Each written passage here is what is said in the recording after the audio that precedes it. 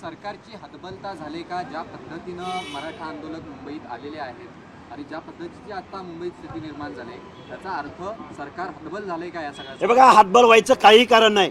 वाघ म्हणलं तरी खातोयच आणि वाघोबा म्हणलं तरी खातोयच. अरे याला धरा ना, 28.5 किलो वजन आहे याचा. आणि काय लावलंय हे? महाराष्ट्रामधली 12-13 करोड जनतेच्या दायित्वाची जबाबदारी तुमच्यावर आहे. अशा खुळचट माणसाच्या नादी लागू नका तुम्ही. यांना कायदा मान्य नाही, संविधान मान्य नाही, लोकशाही मान्य नाही, मुख्यमंत्र्याची आयमाई काढली जाते आणि तुम्ही याला रेड कार्पेट घालता आणि त्याला आमदार, खासदार, मंत्री त्याला भेटी देतात. म्हणजे तुम्हाला ओबीसीचं आरक्षण संपवायचं आहे.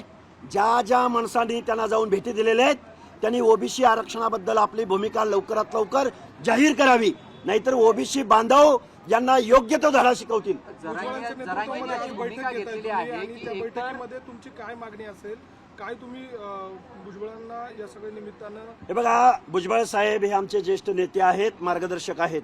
आम्ही रस्त्यावरची लढाई मोठ्या निकरानं लढतो आहोत. भुजबळ साहेबांनी कॅबिनेटमध्ये योग्य ती भूमिका घ्यावी.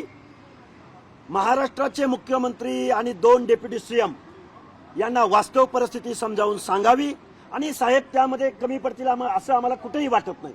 त्यामुळे उलट आम्ही साहेबांचं मार्गदर्शन घेऊ, पण रस्त्यावरची लढाई मात्र जशाच तशी लढू. जरांगेने अशी भूमिका घेतलेली आहे, एक तर आरक्षणाचा गुलाल अंगावरती घेऊन जाईल किंवा माझी अंत्ययात्रा आझाद मैदानातून जाईल आणि त्याला वाढता प्रतिसाद मराठा समाजाचा मिळतोय. याकडे तुम्ही कसं बघताय? हे बघा, अशा पद्धतीनं संविधानाला न मानता, कायदे कानून न मानता, अहो मग महाराष्ट्रामध्ये 50% लोक आहेत ओबीसी विजयंती. मग या माणसांच्या सामाजिक न्याय हक्काची जी काही झोपडी आहे ती अशा अडाणी माणसाच्या सांगण्यावरनं उद्ध्वस्त होणार आहे का? संविधान श्रेष्ठ आहे.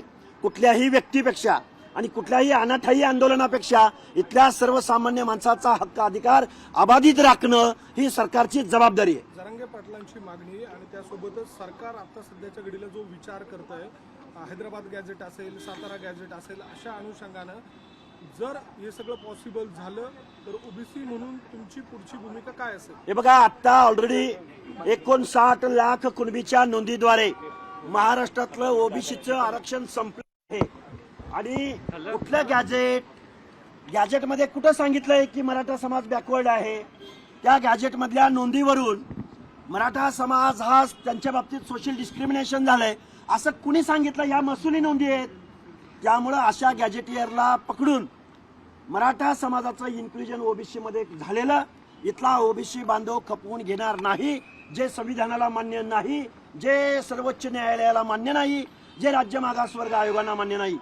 मुख्यमंत्री महोदय, या बावळट माणसाच्या नादी लागून ओबीसींचे हक्क अधिकार संपवून टाकण्याच्या पापात तुम्ही सहभागी होऊ नका. एक तर ज्या पद्धतीनं कुणबी नोंदी मोठ्या प्रमाणात सापडलेल्या आहेत त्याच्या बाबतीत तुमची भूमिका काय आहे या बाबतीत, आणि या बाबतीत काही आज चर्चा होणार आहे? हे बघा, कुणबी नोंद फक्त कुणबी असेल तर त्याला मंडल आयोगानंच इन्क्लूड केलेलं आहे. पण जर बोगस कुणबी असतील, नावापुढं लिहिलं गेलं असेल, बोगस कागदपत्राच्या आधारे जर कोणी ओबीसी मध्ये शिरू पाहत असेल तर त्याला आमचा कडाडून विरोध असेल. तर मुंबईच्या रस्त्यांवरती आपण पाहत आहोत की मनोज जरांगे पाटील असं म्हणत आहेत बांधवांना, मराठा बांधवांना, मी मुंबईकरांना काही त्रास होईल असं काही वागू. मात्र मुंबईच्या मुख्य चौकामध्ये सीएसटी स्टेशनच्या समोर पूर्ण जो रस्ता आहे तो बंद आहे आणि त्या भागातले अनेक रस्ते बंद आहेत. तिकडे कचऱ्याची गाडी सुद्धा खरं तर मराठा बांधव हलू देत नाही. ही गावातली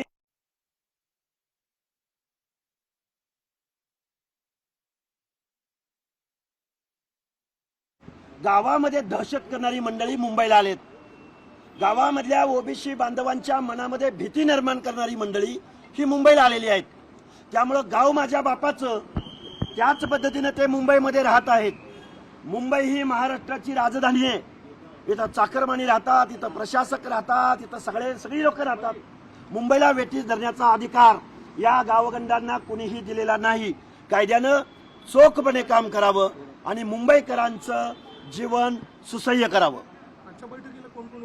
हे बघा, माननीय भुजबळ साहेबांनी ज्या काही प्रमुख मान्यवरांना, पदाधिकाऱ्यांना बोलवलेलं आहे, आम्ही आज भुजबळ साहेबांचं मार्गदर्शन घ्यायला आलेलो आहोत. रस्त्यावरची लढाई आम्ही मोठ्या ताकदीनं लढू.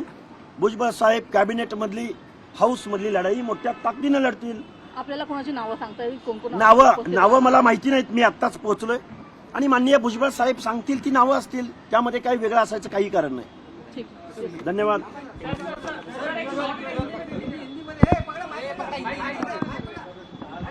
मुंबई में देख रहे हैं बोठी गर्दी था रिजर्वेशन को लेकर के हाईकोर्ट में भी केस चल रहा है, कैसे लगता है सोल्यूशन निकलेगा? मुंबई फिर से खाली होगी? ये मांग एज पर लॉ नहीं है, एज पर कॉन्स्टिट्यूशन नहीं है. अगर इस महाराष्ट्र सैकड़ों सालों से रिप्रेजेंटेशन के लिए ये रिजर्वेशन है,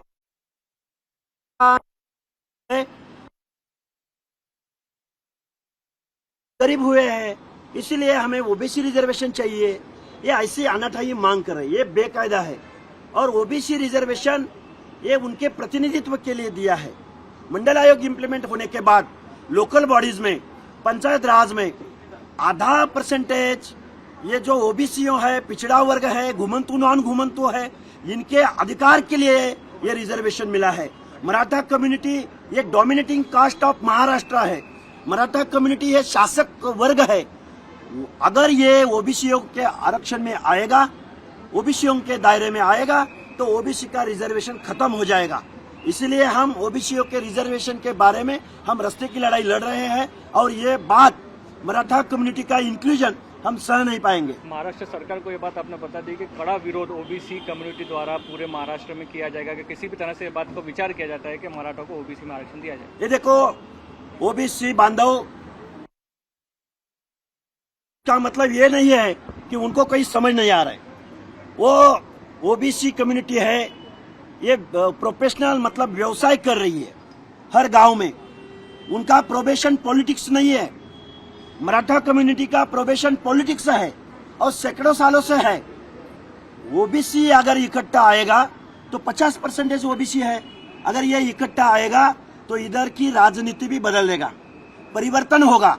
जिस महाराष्ट्र में फुले शाहू अम्बेडकर ने जन्म लिया, जिस महाराष्ट्र के फुले शाहू अम्बेडकर ने देश को लोकशाही में संविधान दिया, समता का तत्व दिया, बराबरी का तत्व दिया, रिजर्वेशन पॉलिसी से अवसर दिया, संधि दिया, ये संविधान का मूल तत्व हमारा महाराष्ट्र बचाएगा और ओबीसी खुल के सामने आएगा. और बैलेट की बात अगर इस गवर्नमेंट को समझेगी तो बैलेट की बात करेगा. कल अबू आसिम आजमी जरांगे पाटिल से मिले और कहा कि मुसलमानों को भी 5% आरक्षण सरकार को देना चाहिए. क्या कहना चाहते हैं? मुसलमान के अंतर्गत अगर 100% मुसलमान हम पकड़ते हैं, उसमें से 60% मुसलमान ऑलरेडी ओबीसी में है.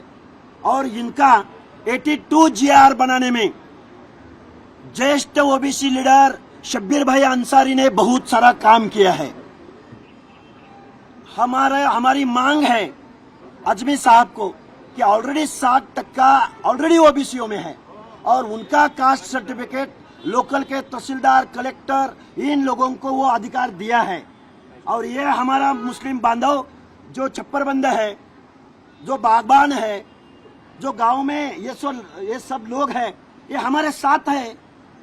और ये ओबीसी अगर मुस्लिम में जो आ रहे हैं ओबीसी, ये सब हम इकट्ठा है और हम हमारी हक और अधिकार की बात करेंगे. बार-बार चुनाव जब नजदीक आते हैं तो ये प्रोटेस्ट होने लगते हैं. मराठा का भी प्रोटेस्ट पहले हुआ था, फिर बंद हुआ, अब चुनाव नजदीक है तो आपको लगता है ये प्रोटेस्ट किया जाएगा? ये टोटल पॉलिटिकल आंदोलन है. क्योंकि अभी मराठा कम्युनिटी को एससीबीसी का 10% आरक्षण दिया है. उसका शिक्षा और नौकरी एंट्री पॉइंट में ओबीसी से भी कट ऑफ कम है. मगर जरांगे को ये नहीं चाहिए.